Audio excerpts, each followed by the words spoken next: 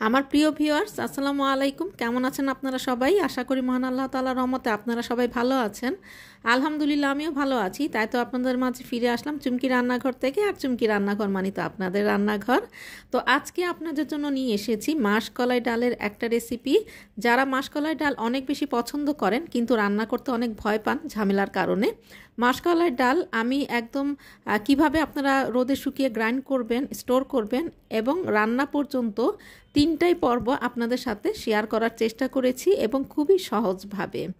আর এই ডালটা খেতে অনেক বেশি মজার। যারা এতদিন ভয়ে রান্না করতেন না তারা আজকে আমার ভিডিওটা দেখে অবশ্যই রান্না করতে পারবেন।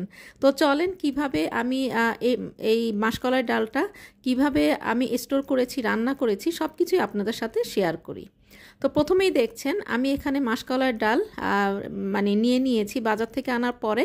তারপরে এটাকে বেছে পরিষ্কার করে ধুয়ে পানিটা ঝরিয়ে এই যে ঝরঝরে করে নিয়েছি। দেখতেই পাচ্ছেন একদম পানিটা একদমই থাকা যাবে না, পানিটা ঝরঝরে করে নিতে হবে, একদম পানিটা ঝরিয়ে নিতে হবে। তারপরে এটাকে রোদে শুকিয়ে নিতে হবে।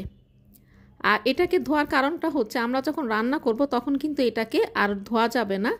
আর এই যে দেখেন এটা রোদে শুকিয়ে এরকম ঝরঝরে করে নিয়েছি, একদম মুচমুচে করে নিয়েছি। আর এই মুচমুচে করে নেওয়ার ফলে আর ভেজে নেওয়ার ফলে এটা কিন্তু খুব সহজে নষ্ট হবে না, আপনি স্টোর করে রেখে দিতে পারবেন সারা বছর। তো এখন এটাকে আমি হালকা ব্রাউন করে ভেজে নিব।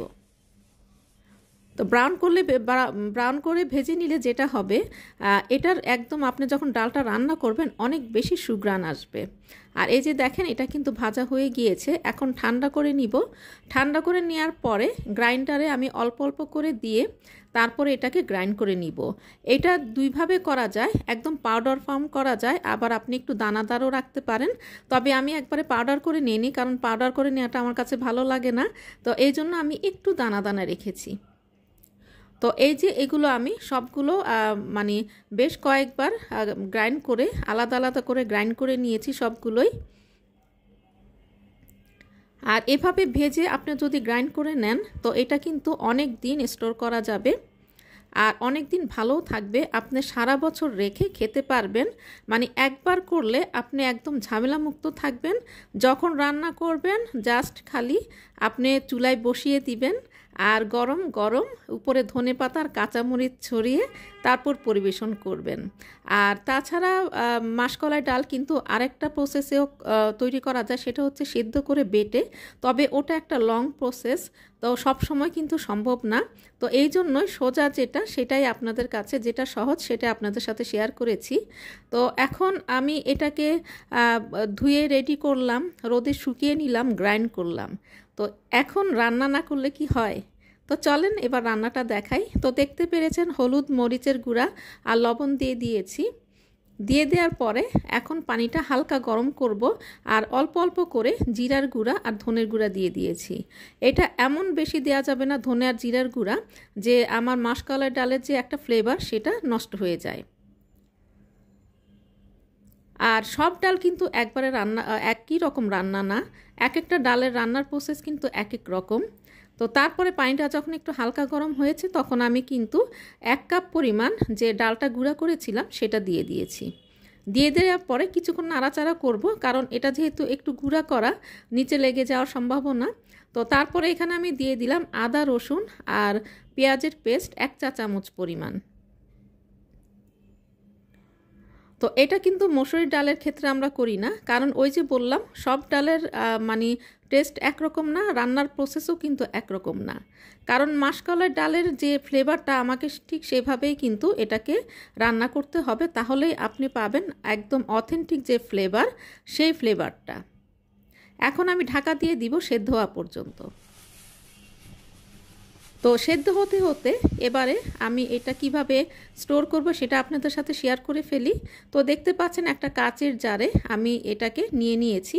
আর এভাবে আপনি রেখে দিতে পারেন আপনার পছন্দ মতো যে কোনো জারে আপনি রেখে দিতে পারেন, আপনি সারা বছর একটুও এটা নষ্ট হবে না। যখন রান্না করবেন তখন এখান থেকে আপনি পরিমাণ মতো নিয়ে নেবেন। তো তারপরে এই যে দেখতে পাচ্ছেন ডালটা কিন্তু সেদ্ধ হয়ে গিয়েছে।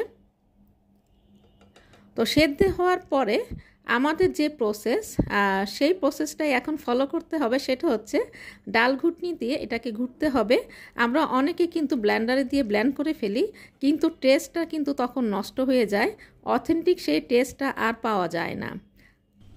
তো ডালটা ঘুটা আমার শেষ হয়ে গিয়েছে, এখন এটা হচ্ছে বাগার দেওয়ার পালা।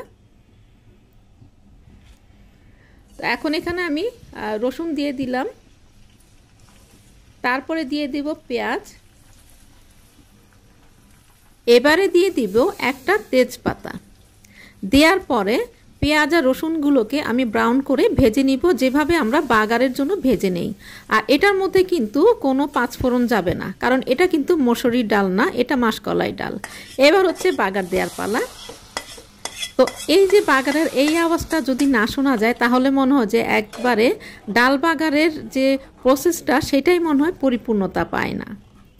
তো ডালটা বাগার হয়ে গেল, এখন আমি এখানে খুব তাড়াতাড়ি করে দিয়ে দিব 3টা কাঁচামরিচ, আপনারা চাইলে কম বেশি করে দিতে পারেন, তারপর ধনেপাতা সব ছড়িয়ে এখন আমি কয়েক সেকেন্ডের জন্য এটাকে ঢাকা দিয়ে রাখবো, আর নাড়াচাড়া দিয়ে তারপর ঢাকা দিয়ে রাখবো মাত্র কয়েক সেকেন্ড, বেশিক্ষণ মানে এর বেশি কিন্তু জাল দেওয়া যাবে না, তাহলে কিন্তু এর যে অ্যারোমা সেটা নষ্ট হয়ে যাবে।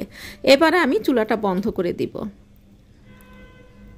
চুলাটা বন্ধ করে দেওয়ার পরে কিছুক্ষণ পরে এই যে লুকটা এরকম এসেছে, আর এত যে সুঘ্রাণ আপনারা যখন বাসায় তৈরি করবেন তখন পাবেন। আর এই যে এখন পরিবেশনের পালা, পরিবেশন করে ফেলেছি গরম গরম ধোয়া ওঠা মাসকলাই ডাল। আপনারা যারা এতদিন মাসকলাই ডাল রান্না করতে ভয় পেতেন, আজকের ভিডিওটা শুধু তাদের জন্য। তো আশা করি আপনাদের ভালো লেগেছে, আর ভালো লাগলে তো চুমকি রান্নাঘরের সার্থকতা। আর চুমকি রান্নাঘর মানে তো আপনাদের রান্নাঘর। আর মনের মাধুরী মিশিয়ে রান্না করবেন, নিজে খাবেন, প্রিয়জনকে খাওয়াবেন। সবাই ভালো থাকবেন, সুস্থ থাকবেন। আর মাসকলাই ডালের আমার এই রেসিপিটা এই শীতে বেশি বেশি করে রান্না করবেন। আল্লাহ হাফেজ।